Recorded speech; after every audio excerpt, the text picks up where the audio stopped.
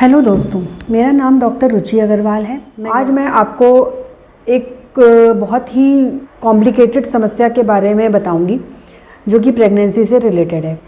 Pregnancy में ज़्यादातर महिलाओं में ये देखा गया है कि बीपी प्रेगनेंसी के टाइम पे बढ़ जाता है, अदरवाइज़ बीपी उनका नॉर्मल रहता है। नॉर्मल बीपी की परिभाषा ये होती है कि जब बीपी 120-80 होता है, उससे नीचे होता है, उसे हम नॉर्मल कहते हैं। 90 और 60 से नीचे वाले ब्लड प्रेशर को हम लो ब्लड प्रेशर कहते हैं। लेकिन जब बीपी प्रेगनेंसी में बढ़ने लगता है, 120 से ऊपर 130-90, 140-90 हो जाता है, तो उसे हम हाई ब्लड प्रेशर कहते हैं। जनरली क्या होता है कि प्रेग्नेंट वुमेन में पहले तो बीपी नॉर्मल रहता है, लेकिन जैसे ही 20 हफ्ते के बाद की प्रेगनेंसी स्टार्ट होती है तो वो बीपी बढ़ना शुरू हो जाता है। और हाई बीपी के प्रेगनेंसी में बहुत सारे कॉम्प्लिकेशंस होते हैं। तो मेरी सलाह हमेशा प्रेग्नेंट लेडीज़ को ये रहती है कि वो अपना प्रॉपर पूरा एंटीनेटल चेकअप कराते रहें, समय समय पर अपने डॉक्टर से मिलते रहें ताकि वो उनका बीपी चेक कर सकें। जब भी बीपी बढ़े तो समय पर उनको दवाइयाँ दी जा सकें। अदरवाइज़ इसके बहुत सारे कॉम्प्लिकेशन हैं जो मैं आपको अभी बताती हूँ। इसका प्रिवेंशन यही है कि बहुत ज़्यादा नमक नहीं खाना है, अपनी डाइट को बिल्कुल बैलेंस्ड रखना है, बहुत ज़्यादा प्रोसेस्ड फूड्स नहीं लेने हैं जो डिब्बे बंद फूड जिनको हम कहते हैं, हरी सब्जियां ज़्यादा खानी हैं, प्रॉपर एक्सरसाइज करनी है। और इसके अलावा कोई भी महिला मतलब स्मोकिंग और ड्रिंकिंग अल्कोहल ये बिल्कुल भी प्रेगनेंसी के टाइम पे नहीं लेना है, क्योंकि अल्कोहल से तो और भी समस्याएं बच्चे में आ सकती हैं।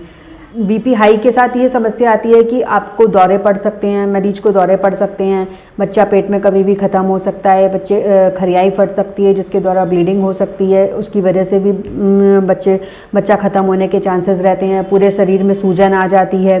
ये कॉमन समस्याएं होती हैं जिसके साथ पेशेंट हमारे पास आता है, हम देखते हैं तो उसका बीपी हाई मिलता है। दौरे पड़ना बहुत ही खतरनाक होता है, दौरे के दौरान मरीज की जान को भी खतरा होता है। तो ये इस समस्या को समाधान करने के लिए आपको प्रॉपर डॉक्टर के पास चेकअप कराना चाहिए। पूरी प्रेगनेंसी में कम से कम 3 से 4 अल्ट्रासाउंड होना ज़रूरी है, ब्लड टेस्ट होने ज़रूरी हैं। जिन पेशेंटों में ब्लड टेस्ट के द्वारा हमें ब्लड और यूरिन टेस्ट के द्वारा हमें ये भी पता चलता है कि यूरिन में कहीं प्रोटीन तो नहीं जा रहा है, प्रोटीन जाता है तो हम ये मानते हैं कि भाई पेशेंट को बीपी हाई हो सकता है। पैरों में सूजन आ रही है, पूरे शरीर में सूजन आ रही है, ये सारी समस्याओं के द्वारा हमें एक अंदाज़ा लग सकता है कि इस मरीज़ का बीपी हाई हो सकता है। हम समय पे उसकी दवाइयाँ चला देते हैं। अगर उन दवाइयों के द्वारा उसका बीपी कंट्रोल रहता है तो प्रेगनेंसी को हम पूरा टाइम तक बढ़ाते हैं। अदरवाइज़ हमें कभी कभी समय से पहले भी बच्चा निकालना पड़ता है। डिपेंड करता है कि बीपी से कितनी ज़्यादा रिस्क है बच्चे को और माँ को। प्रेगनेंसी में बीपी हाई होना एक मरीज के लिए भी खतरनाक होता है और बच्चे के लिए भी खतरनाक होता है। इसमें मरीज की जान को भी खतरा है और बच्चे की जान को भी खतरा है। तो मेरी एडवाइस यही रहेगी ऐसे मरीजों को जिनका बीपी हाई होता है वो अपने डॉक्टर से ज़रूर सलाह लेती रहें, समय समय पर अपना बीपी चेक कराती रहें।